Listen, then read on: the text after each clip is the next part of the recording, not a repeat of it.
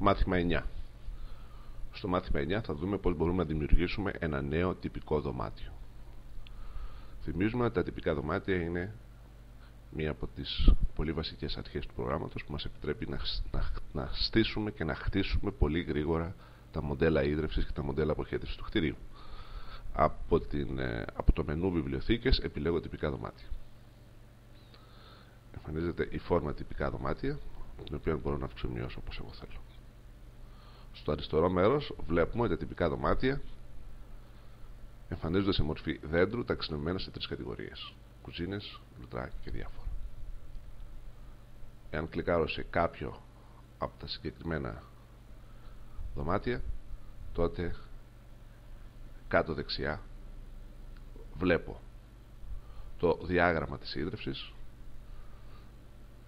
και πάνω δεξιά βλέπω τους υποδοχείς από τους οποίους αποτελείται το συγκεκριμένο δωμάτιο. Εάν θέλω να προσθέσω μια καινούργια κουζίνα, έρχομαι στις κουζίνες και κάνω δεξί κλικ. Επιλέγω νέο τυπικό δωμάτιο, οπότε προστίθεται το δωμάτιο K16.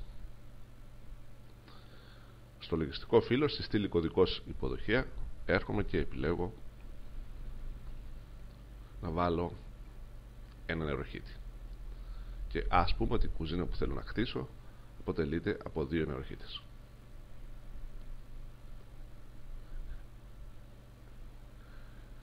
Στη συνέχεια μπορώ να δω το πώς θα εμφανιστεί η αποχέτευση της συγκεκριμένης κουζίνας. Στην καρτέλα συμπληρωματικά μπορώ να σημειώσω τον τίτλο του συγκεκριμένου δωματίου, δηλαδή κουζίνα με 2 νεροχύτες. Και θυμάμαι να σώσω, να καταχωρήσω δηλαδή στη βιβλιοθήκη τη συγκεκριμένη κουζίνα, κάνοντας κλικ εδώ.